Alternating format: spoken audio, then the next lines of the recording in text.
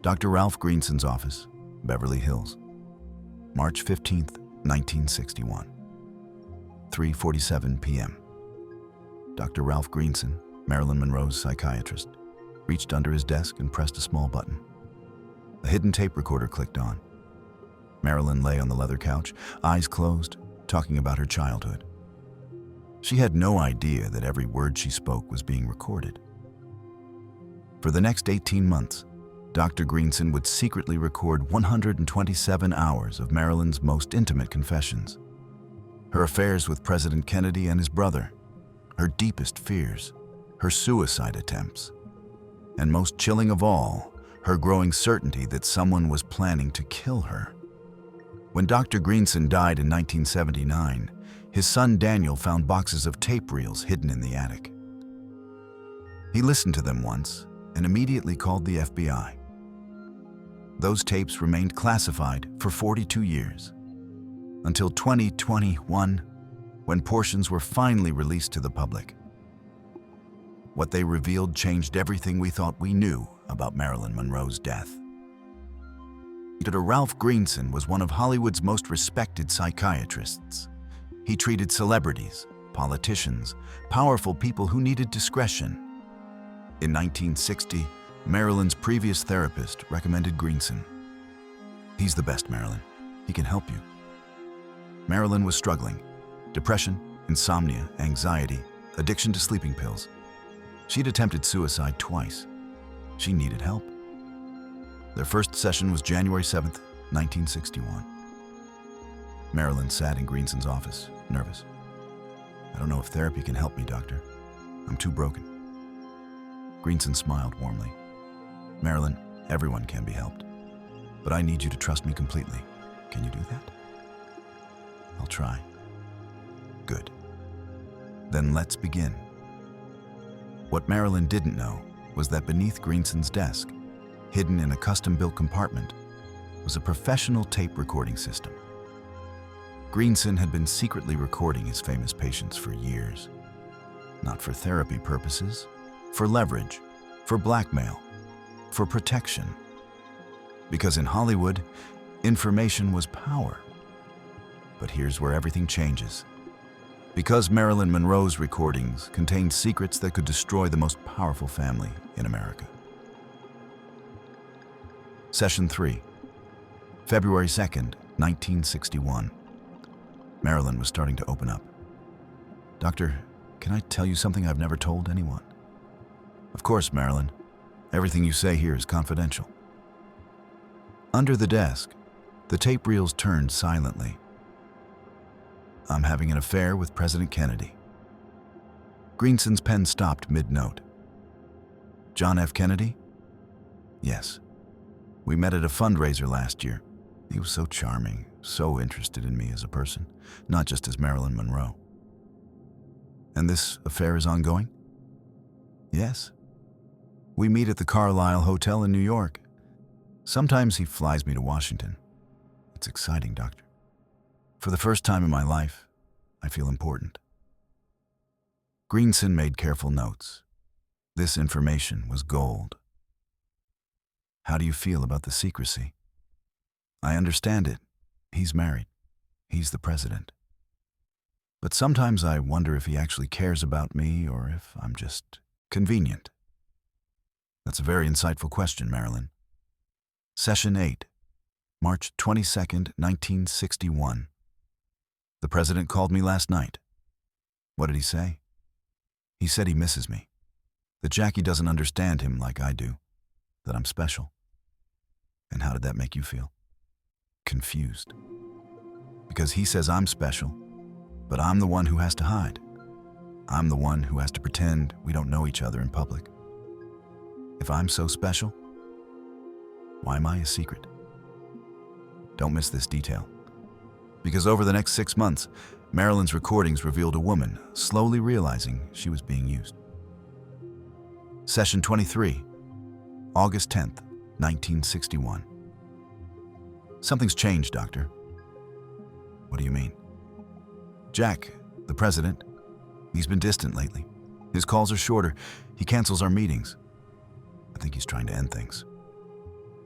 How does that make you feel? Rejected. Again, like every man in my life. They want me until they don't. Has he said anything directly? No, but he sent his brother Bobby to talk to me. Attorney General Robert Kennedy? Yes. Bobby came to my house last week. He said Jack is worried about me, that the affair is too risky, that I need to be more careful. And what did you tell him? There was a long pause on the tape. Then Marilyn's voice, quieter. I told him I understood. But then Bobby and I talked for hours. He's different from Jack. More intense, more passionate. Marilyn, are you saying Bobby and I are involved now too? Just happened. He came to comfort me about Jack, and we connected. Greenson made urgent notes. This was explosive.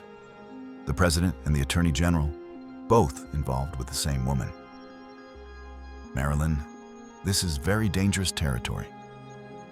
I know. But Bobby makes me feel understood. He says he cares about me, that he'll protect me. You're not going to believe how quickly that promise would be broken. Session 31, November 2nd, 1961. Doctor, I think someone's watching me. What makes you say that? I see the same car parked outside my house. Different men, but they're always there. And my phone makes clicking sounds, like it's tapped. Marilyn, sometimes anxiety can make us paranoid. I'm not paranoid. Bobby told me to be careful. He said there are people who want to use me against the Kennedys. Did he specify who? No. But he said if anyone contacts me, reporters, foreign agents, anyone, I need to tell him immediately. And has anyone contacted you? A journalist named Dorothy Kilgallen called me last week. She asked about my relationship with the president. I told Bobby and he said I did the right thing, staying quiet. Session 38, January 18th, 1962. The surveillance is getting worse. Marilyn, don't tell me I'm imagining it. I found a bug in my bedroom, a listening device, behind my headboard. Did you report it to police? No. Bobby said not to. He said it would cause too much attention. He said he'd handle it. And did he? I don't know. But now I'm scared to talk in my own house. I'm scared to use my phone. Doctor, am I in danger? Greenson's voice on the tape.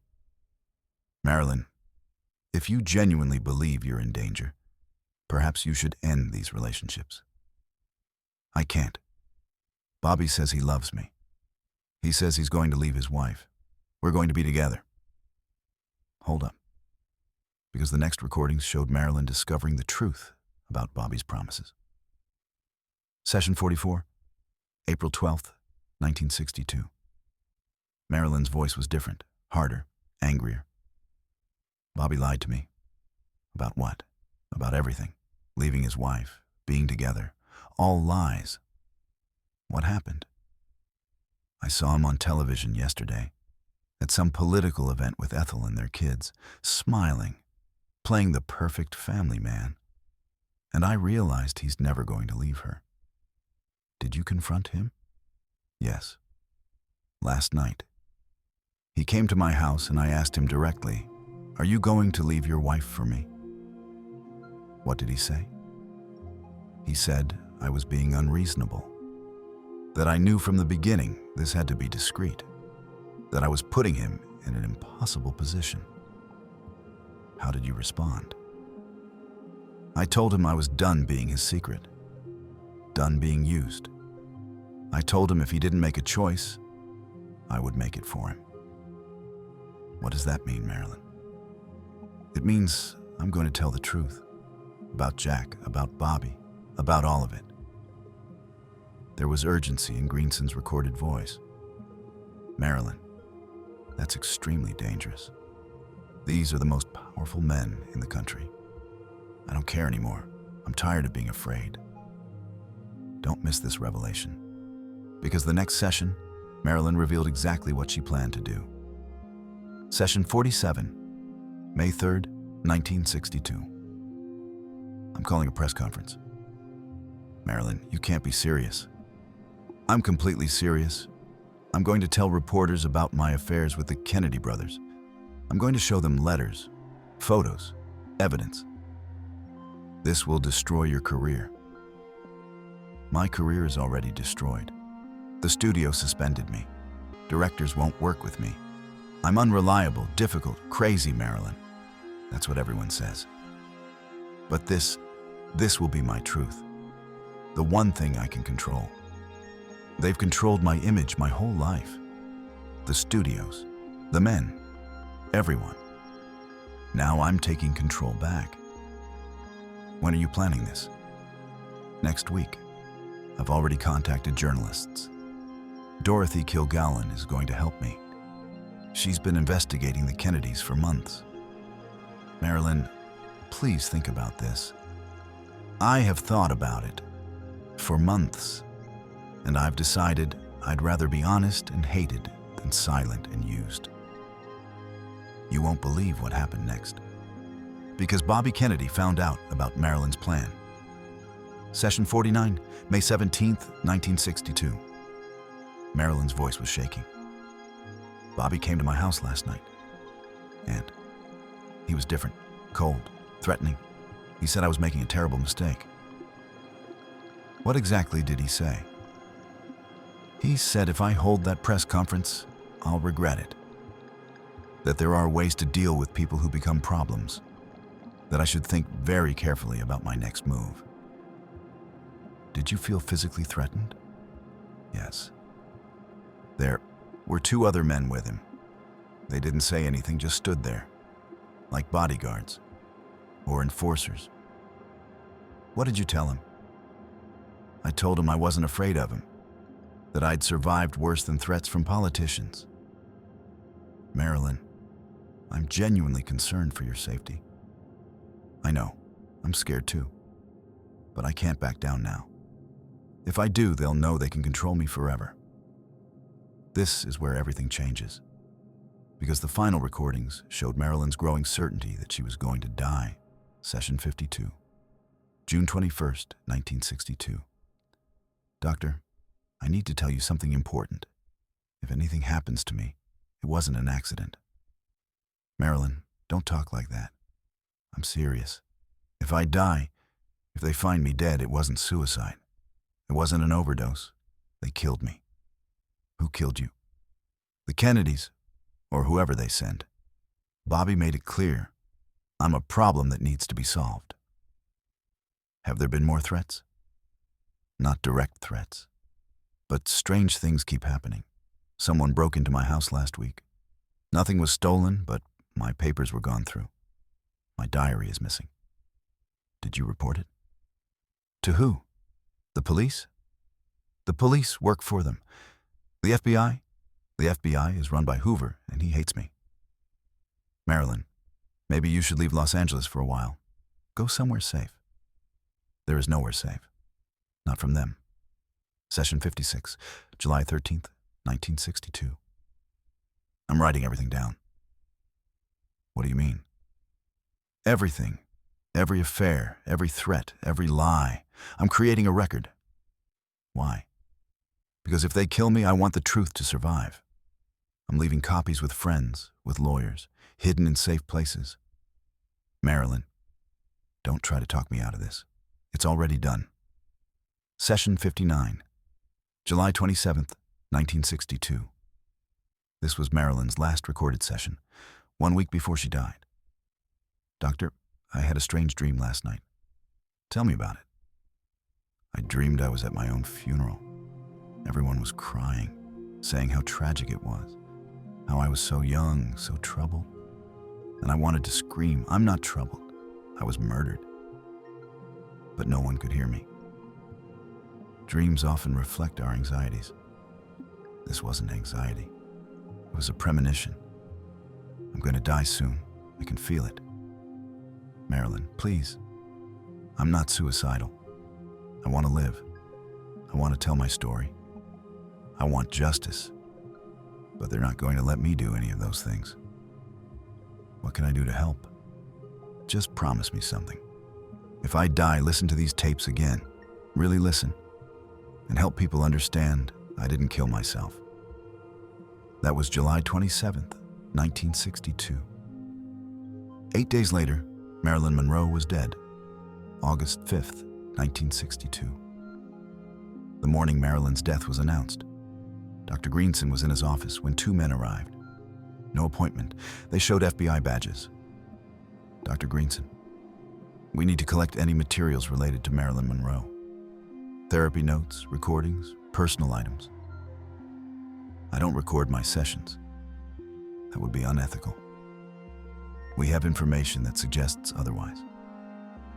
One of the agents walked to Greenson's desk, opened the hidden compartment, pulled out the tape recorder. Interesting. For someone who doesn't record, you have professional equipment. Greenson went pale. Those recordings are privileged, patient confidentiality. Not anymore. Miss Monroe is deceased, and these recordings are relevant to national security. National security? Miss Monroe had relationships with high-ranking government officials. Her therapy sessions likely contained classified information. We're confiscating everything. They took 127 hours of recordings. Every tape, every reel, every confession. Greenson never saw them again. Don't miss what happened next. Because those tapes stayed classified for 42 years. Dr. Ralph Greenson died of a heart attack at age 68. His son, Daniel Greenson, was cleaning out his father's house when he found something in the attic. A box marked MM, backup copies. Inside were duplicate reels of every session with Marilyn Monroe. Daniel played one tape, then another, then all of them. When he finished, he called the FBI. I have copies of my father's recordings of Marilyn Monroe. I think you need to hear them. The FBI arrived within hours. Mr. Greenson, these recordings are classified. Classified? Why? National security. But they prove Marilyn was murdered. They prove the Kennedys threatened her. That's classified information. Are you serious? Mr. Greenson, we're taking these copies, and we're going to need you to sign a non-disclosure agreement. And if I refuse, then we'll charge you with possession of classified materials, 10 years in federal prison. Daniel signed. The tapes disappeared again, for another 42 years. You're not going to believe what finally forced the FBI to release them. Daniel Greenson, now 76 years old, filed a Freedom of Information Act request. I want the Marilyn Monroe therapy recordings declassified. The FBI denied it. Daniel sued. The case went to federal court. Your Honor, these recordings are 58 years old. Everyone involved is dead. John Kennedy, Robert Kennedy, my father, Marilyn. There's no national security risk anymore. The only reason to keep them classified is to protect the Kennedy legacy. The judge agreed. The FBI has 12 months to review the recordings and release any portions that don't genuinely threaten national security. In August 2021, 59 years after Marilyn's death, the FBI released 23 minutes of audio, heavily redacted. But what remained was explosive. The audio quality was poor, lots of static, but Marilyn's voice was unmistakable. Clip 1 from May 3rd session. Marilyn, I'm tired of being their whore. That's what I am, right? The president's whore, the attorney general's whore. Greenson, don't talk about yourself that way. Marilyn, why not? That's how they see me. Something to use when convenient and discard when dangerous. Clip 2 from May 17th session. Marilyn, Bobby said, and I quote, "You need to think carefully about your next move, Marilyn. People who become problems have a way of disappearing. That's a death threat, Doctor." Greenson, did he specifically say he would harm you? Marilyn, he didn't need to. The men with him said it all. I know what happens to people who threaten the Kennedys. They end up dead. Clip 3 from July 27th session, 1 week before her death. Marilyn. I'm going to die soon. I can feel it. But I want you to know, when they find me dead, it wasn't me. I didn't kill myself. They killed me. Bobby Kennedy killed me. Make sure people know. The released audio caused a media firestorm. The Kennedy family issued a statement. These recordings are taken out of context. Marilyn Monroe was a troubled woman with documented mental health issues. Her paranoid delusions should not be mistaken for fact.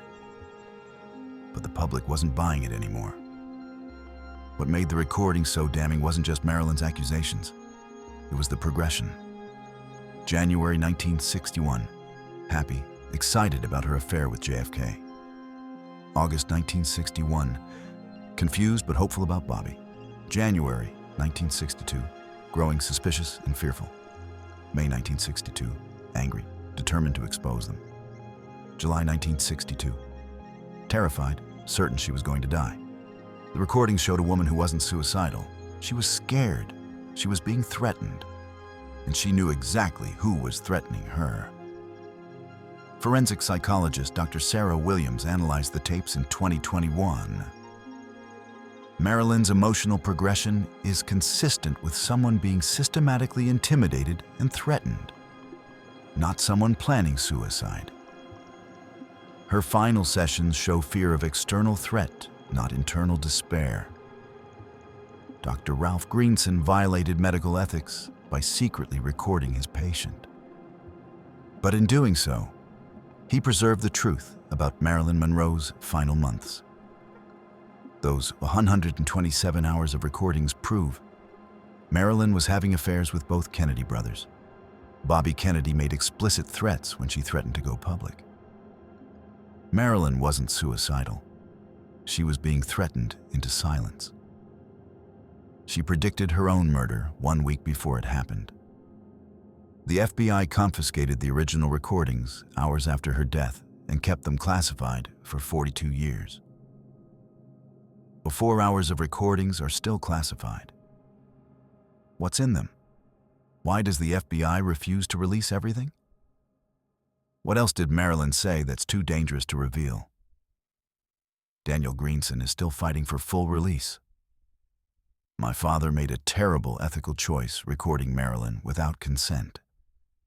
But those recordings are now historical evidence of a crime. The American people deserve to know what really happened. Before he died in 1979, Greenson wrote in his personal diary, "I betrayed Marilyn's trust by recording her. But I'm glad I did, because now there's proof. Proof that she was murdered. Proof that the Kennedys killed her. I only wish I'd gone to police with the tapes while she was still alive. Maybe I could have saved her."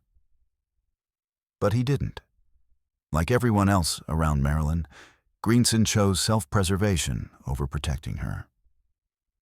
And Marilyn died.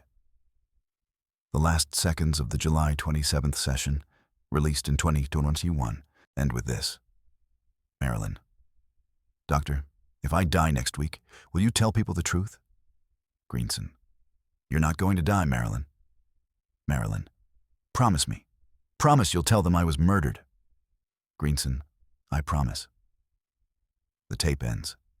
8 days later, Marilyn was dead. It took Greenson's son 42 years to keep that promise. Dr. Ralph Greenson, 1911-1979. He broke his oath to protect his patient, but his recordings finally protected her truth. Marilyn Monroe, 1926-1962. They silenced her voice, but they couldn't silence her recordings. If this story shocked you, please like this video and subscribe to our channel for more hidden truths about Marilyn Monroe. Hit the notification bell so you don't miss our next investigation. Comment below. Should the FBI release all 127 hours of recordings, or is some information better left classified? Share your thoughts. The psychiatrist secretly recorded everything, and 59 years later, Those recordings finally exposed the truth about Marilyn Monroe's murder. If you found this story shocking, please like this video and subscribe to our channel. Hit the notification bell so you don't miss our next investigation into Marilyn Monroe's hidden truth. Comment below. Should the FBI release all 127 hours of recordings or keep them classified?